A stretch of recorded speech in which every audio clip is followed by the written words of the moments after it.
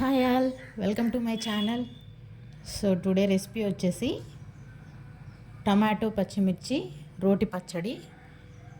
So ఎంతో టేస్టీగా ఉండే ఈ పచ్చడి ఎప్పుడు మిక్సీలో కాకుండా ఇలా ఒక్కొక్కసారి రోట్లో ట్రై చేసి చూడండి, చాలా టేస్టీగా ఉంటుంది. సో ముందుగా పల్లీలు వేయించి పక్కన పెట్టుకోవాలి. నెక్స్ట్ ఈ పచ్చడికి టమాటాలు బాగా పండినవే తీసుకోవాలండి, తొందరగా మగ్గుతాయి, టేస్ట్ కూడా చాలా బాగుంటుంది. సో నేను ఒక హాఫ్ కేజీ టమాటాలు తీసుకున్నాను. పచ్చిమిర్చి అనేది కారాన్ని బట్టి తీసుకోవాలి. నేను ఒక 10-12 పచ్చిమిర్చి తీసుకున్నాను. నీట్గా కడుక్కొని ఇలా కట్ చేసి పెట్టుకోవాలి. నెక్స్ట్ ఆయిల్ వేసుకొని జీలకర్ర వేయాలి. అలాగే పచ్చిమిర్చిని ఇలా కట్ చేసుకొని వేసుకోవాలండి. డైరెక్ట్గా వేస్తే పచ్చిమిర్చి ఇలా పేలిపోతుంది. ఇలా కట్ చేసి వేసుకొని కొంచెం ఒక 2-3 మినిట్స్ అలా మగ్గనివ్వాలి. సో ఈ విధంగా మగ్గిన తర్వాత పచ్చిమిర్చి తీసి పక్కన పెట్టుకోవాలి. నెక్స్ట్ అదే గిన్నెలో టమాటాలు వేసుకొని కలుపుకోవాలి. బాగా పండిన టమాటాలు కాబట్టి తొందరగానే మగ్గుతాయి. సో 5 మినిట్స్లో చూడండి ఇలా మగ్గిపోయింది. నెక్స్ట్ కొంచెం పసుపు యాడ్ చేసుకోవాలి. గ్యాస్ ఆఫ్ చేసి పక్కన పెట్టుకోవాలి. నెక్స్ట్ నేను రోటి పచ్చడి కదా, ఫస్ట్ పల్లీలు ఇలా పొట్టు తీసుకొని దంచుకున్నాను. ఒకసారి మీరు కూడా రోట్లో ఇలా చట్నీ చేసి చూడండి, చాలా టేస్టీగా ఉంటుంది. నెక్స్ట్ 4-5 వెల్లిపాయలు అలాగే పచ్చిమిర్చి వేసుకొని సో చూపిస్తున్న విధంగా ఇలా మరీ మెత్తగా కాకుండా మామూలుగా నూరుకోవాలండి.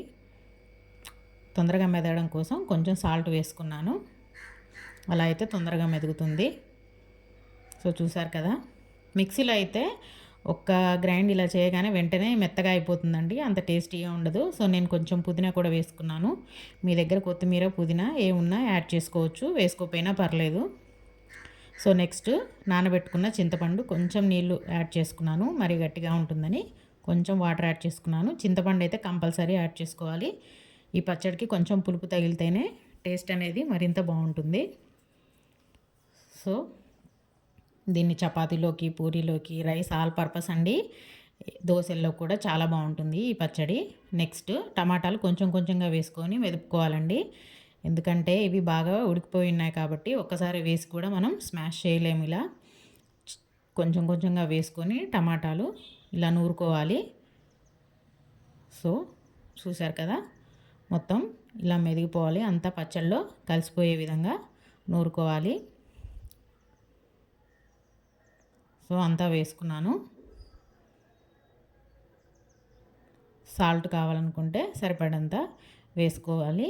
టమాటాలు వేసిన తర్వాత ఎక్కువ దంచకూడదండి. సో నేను ఈ విధంగా చూపిస్తున్న విధంగానే నూరుకోవాలి, అలా అయితేనే పచ్చడి అనేది అంతా కలిసిపోతుంది. సో అంతే, ఇంకా పోపు కూడా అవసరం లేదండి, మనం ఆల్రెడీ టమాటాలని అన్నిటినీ మగ్గించాం కాబట్టి పోపు వేసుకోవాల్సిన అవసరం లేదు ఈ పచ్చడికి.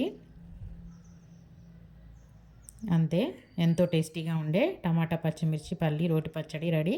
మీరు కూడా ఒకసారి ట్రై చేసి చూడండి. Thank you for watching. Please subscribe.